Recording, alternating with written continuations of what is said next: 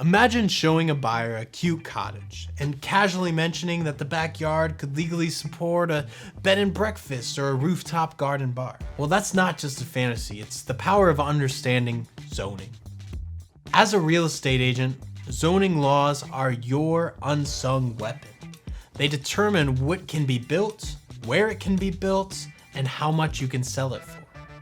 In the next few minutes, we'll dissect every major zoning category in the United States and reveal how they can help or hurt property values, and how to use zoning to craft compelling stories about any listing.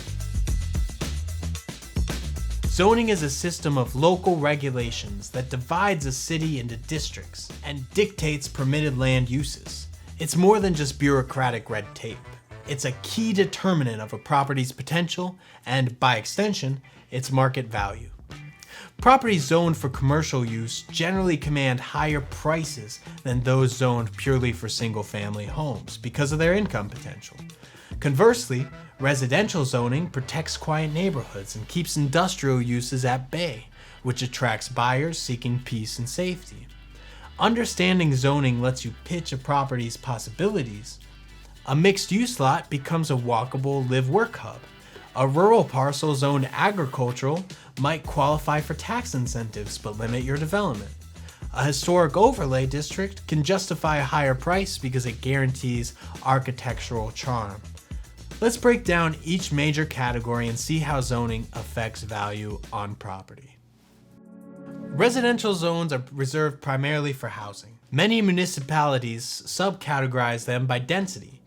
R1 zones permit single-family homes. R2 allow duplexes. R3 through R5 cover small to high-density multifamily dwellings. RA, rural residential, combines housing with agricultural uses. And RMH is for mobile home parks. Residential zoning restricts non-residential uses to preserve neighborhood character. Minimum lot sizes, height limits, and setback requirements shape community appearance. In desirable areas with good schools and parks, these restrictions create stability and exclusivity, which often raise property values. However, residential zoning can limit income opportunities. It may prohibit home-based businesses or short-term rentals. Agents should highlight the lifestyle benefits: quiet streets, green spaces, community amenities, while acknowledging potential restrictions. Properties in sought-after residential districts tend to command a premium because buyers value a tranquil environment and compatible land uses. High-density residential zoning can also affect prices. Smaller lots and multi-unit buildings may lower individual lot values, but increase overall land value due to increased housing supply. Conversely, rezoning an area from residential to commercial or mixed use can dramatically increase property values due to expanded development potential.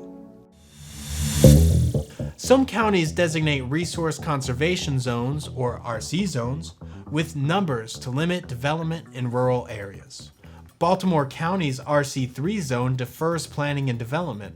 Permitted uses include single-family homes, farms, and churches, and it allows only certain special exceptions, such as farm markets or golf courses.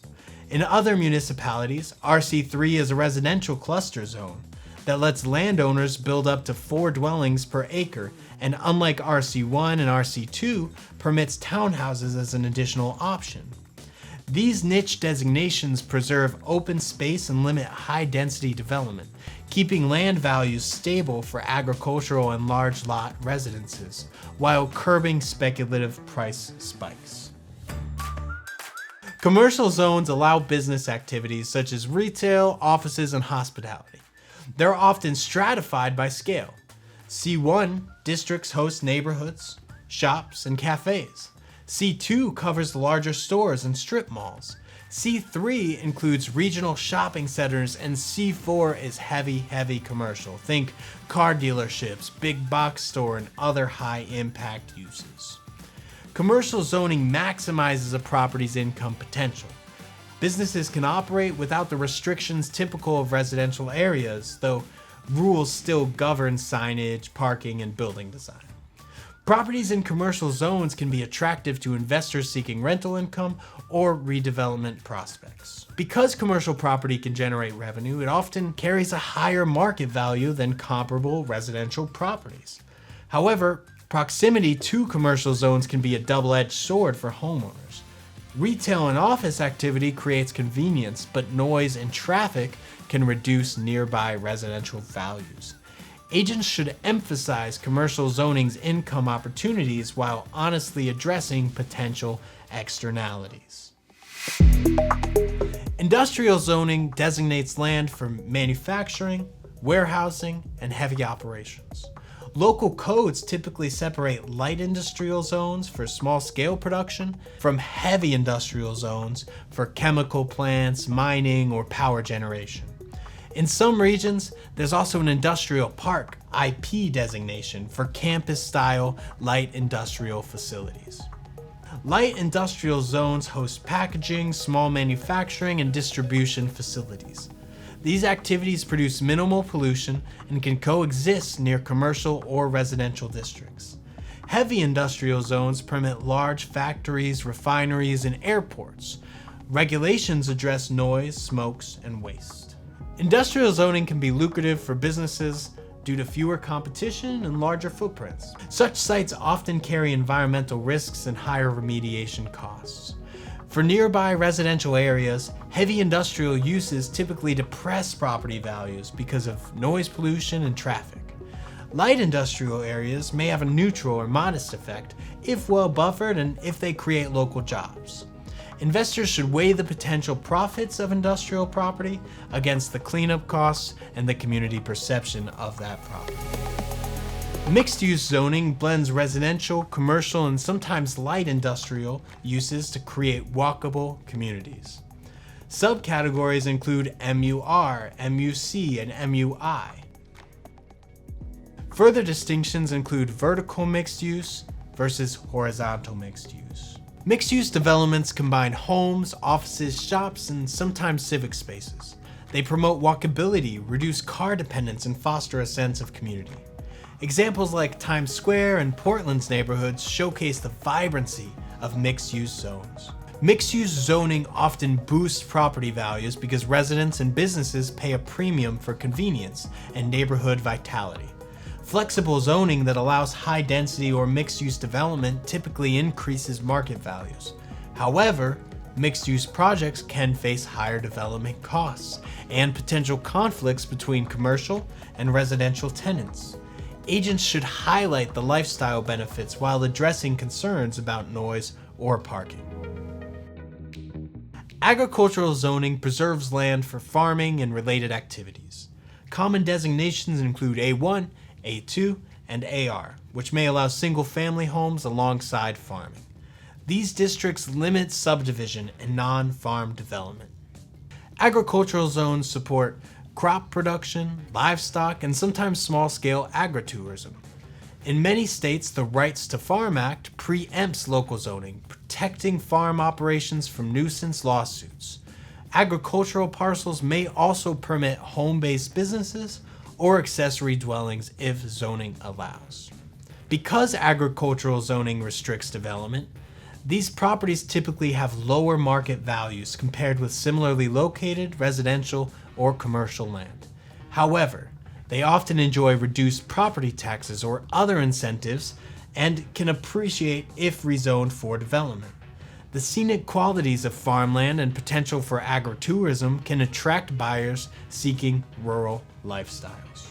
Special purpose zones are catch-alls for uses that don't fit neatly into these standard categories. They include PUD or PUD, flexible zones combining residential, commercial, and recreational uses in one plan. OS for parks and preserves, H for districts requiring architectural preservation, TND for pedestrian-oriented village-like areas, and FP for flood-prone areas requiring special build-out standards. PUDs allow developers to negotiate density and design in exchange for public benefits like green space or affordable housing. Open space zones preserve recreational areas and natural resources. Historic zones protect cultural heritage and often require design review. TND zones encourage a mix of housing types. Shops and civic spaces. Floodplain zones impose building restrictions to mitigate flood risks. Special purpose zones can enhance or limit value depending on the use. PUDs may increase property value by delivering cohesive, amenity-rich communities. Open space and historic districts attract buyers seeking preserved landscapes and architectural charm, thereby supporting or increasing values. Conversely, floodplain zoning can constrain development and may reduce value unless property owners invest in flood-resistant construction. Overlay zones are additional layers of regulation applied on top of a base zoning district to address specific concerns about that property. Examples include historic overlays, environmental overlays, and planned development overlays. Overlay districts cut across traditional zones to protect resources, manage growth, or encourage certain developmental patterns. Historic overlays require preservation of architectural features. Environmental overlays safeguard wetlands, forests, or wildlife. Planned development overlays permit flexible design in exchange for public benefits like affordable housing or open space. Overlays can boost property values by preserving character and natural assets, as seen in historic districts like Savannah. Environmental overlays may limit development, but protect views and ecosystems which can appeal to buyers. And lastly, planned development overlay offers developers flexibility that can increase a site's value, although they may come with additional requirements. Some jurisdictions also designate green space, tourism, or civic zones. Green space zones preserve parks and conservation areas. Tourism zones allow hotels, resorts, and entertainment venues. These niche categories can create value when aligned with local economic goals. Zoning regulations also govern building height, density, parking, and setbacks, all of which influence property value by controlling how much can be built on the site. Sometimes a parcel's highest and best use doesn't match its zoning. Conditional use permits allow uses not typically permitted, such as schools, hospitals, or places of worship in residential zones, provided they meet specific conditions. Variances grant relief from certain requirements, like setbacks or parking, when strict adherence would cause hardship. Securing a variance or a conditional use permit can unlock new potential and boost a property's value, but the process requires community input and compliance with local criteria. Understanding zoning is more than just memorizing codes. It's about storytelling. When marketing a property, highlight opportunities that zoning makes possible. A spare bedroom that could be rented legally under mixed-use rules, a garage that could become a workshop in light industrial zoning, or the tax benefits of agricultural zoning. Conversely, be transparent about the limitations. Height restrictions, historical preservation requirements, or floodplain conditions, whatever restrictions you have. Encourage clients to research local zoning maps and attend planning meetings.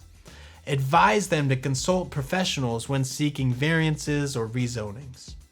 As a real estate agent, zoning is part of your value proposition.